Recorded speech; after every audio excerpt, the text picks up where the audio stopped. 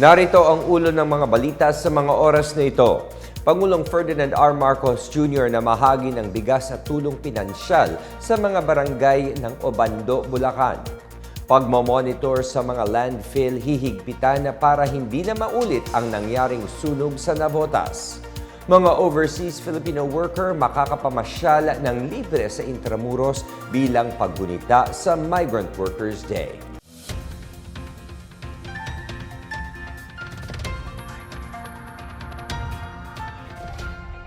Ako si William Theo para sa PNA Headlines. Dumalaw ngayong araw si Pangulong Ferdinand R. Marcos Jr. sa Obando, Bulacan para pangunahan ang pamamahagi ng tulong sa ilalim ng programang Bawat Bayan Makikinabang. Nasa 2,000 benepisyaryo ang nakatanggap ng tig 10 kilo ng bigas na ibabahagi ng lokal na pamahalaan kada 2 buwan. Sa ilalim naman ng Socio-Civic Development Program, 11 barangay ang binigyan ng tig 200,000 pisong bilang pondo sa kanilang mga proyekto. Kalahati nito ay tulong pinansyal para sa 55 presidential scholars na may tag 20,000 piso. Sa isang talumpati, sinabi ni Marcos na ginagamit ngayon ng mas mabuti ang Local Government Support Fund para mailapit ang mga serbisyo ng gobyerno sa mga tao. Binigyang diin niya na katuwang ng gobyerno ang mga lokal na pamahalaan sa pagtitiyak na maaabutan ng tulong ang mga pinakanangangailangan sa kanilang bayan. Kumpiyansa ang Pangulo na mapapalaki ang budget para sa programa dahil sa pangmatagalang epekto nito sa mga tao. Mahigit 8,700 barangay na sa buong bansa ang nakatanggap ng tulong mula sa programang Bawat Bayan Makikinabang. Bukod sa pamamahagi ng tulong sa mga barangay, pinangunahan ni Pangulong Marcos ang paglulunsad ng Brigada Eskwela sa Obando Central School. Ito'y bilang paghahanda para sa pagbubukas ng school year 2026 to 2027 sa ika-8 ng Hunyo. Kasabay na ginanap ang Yakap at Kalinga Health Caravan kung saan nakatanggap ang mga guro at estudyante ng libreng check-up, gamot at iba pang tulong medikal. Maghihigpit ang gobyerno sa pagmamonitor ng mga landfill simula ngayong tag-init matapos ang nangyaring sunog sa Navotas Sanitary Landfill. Sa paglulunsad ng programang Bawat Bayan Makikinabang sa Obando, Bulacan, binigyang diin ni Pangulong Marcos ang mas mahigpit na pangangasiwa sa mga landfill, lalo tuwing mainit ang panahon na posibleng mauwi sa kusang pagsiklab ng apoy sa basura. Kabilang ang Obando sa mga naapektuhan ng usok na nagmula sa nasusunog na landfill. Nagbabala rin si Marcos sa patuloy na banta sa kalusugan na dala ng usok mula sa mga nasunog na basura.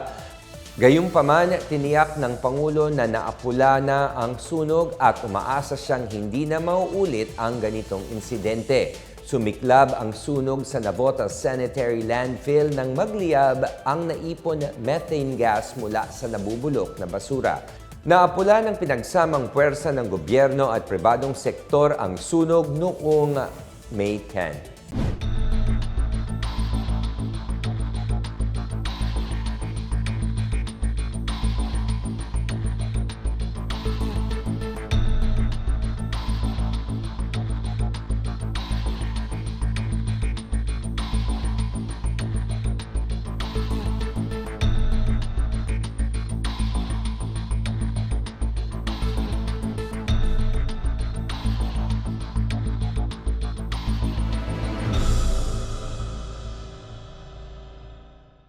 At sa ibang balita, makakapamasyal ng libre sa Intramuros ang mga overseas Filipino workers na nagbabakasyon ngayon sa Pilipinas mula May 25 hanggang 31. Makakasali ng libre ang isang OFW at 4 na kasama nito sa mga guided tour sa Intramuros. Makakapasok din sila ng libre sa Fort Santiago at Centro de Turismo Intramuros. Para makalibre sa Intramuros, kailangan lang ipakita ng bisitang OFW OFW ang kanilang valid na Overseas Employment Certificate at membership card mula sa Overseas Workers Welfare Administration. Ayon sa Department of Tourism, bahagi ito ng pagdiriwang ng Migrant Workers Day ngayong June 7 bilang pagbibigay pugay sa mga OFW at sa pagsasabatas ng Migrant Workers Act of 1995. Dagdag ni Tourism Secretary Dita Angara Mathay, layunin nilang mabigyan ng panahon ang mga OFW na makabonding ang kanilang pamilya at alalahanin ang kanilang kultura at pagka-Pilipino. Sa balitang pangkalakalan, ibinaba ng Land Bank ang singil sa kanilang InstaPay person-to-person transfer sa 8 piso kada transaction mula sa dating 15 pesos. Simula May 21, ipapatupad ang mas mababang transfer fee sa mga transaksyong gamit ang Land Bank mobile banking app at Land Bank iAccess. Makakapag-transfer din ng libre ng 1 beses para sa mga padalang nasa 1,000 piso pababa. Ayon kay Finance Secretary Frederick Go, mahihikayat ang mas maraming Pilipino na makilahok sa digital na paraan ng pagbabangko. Susunod na ilulunsad ng Land Bank ang libreng person-to-government na pagbabayad sa mga serbisyo ng gobyerno.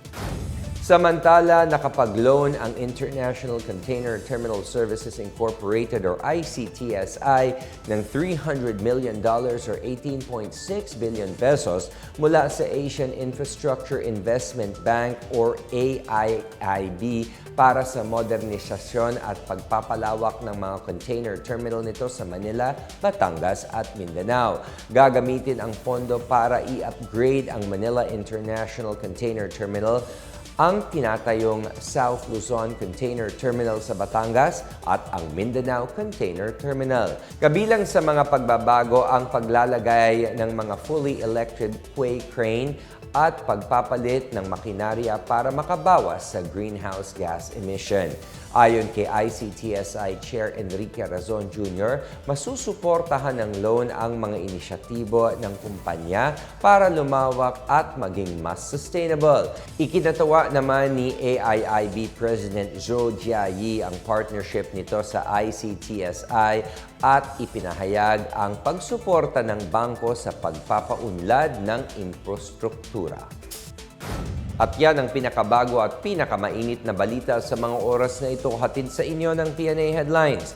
Para sa iba pang mga balita at impormasyon, bisitahin lamang ang aming website pna.gov.ph o ang aming Facebook at X account na Philippine News Agency. Mapapanood din ang PNA Headlines sa pamamagitan ng link sa website ng News and Information Bureau sa ilalim ng PNA News at sa YouTube account ng Philippine News Agency. Ako si William Theo at ito ang PNA Headlines, naghahatid ng mga balitang nagbubuklod sa bagong Pilipinas.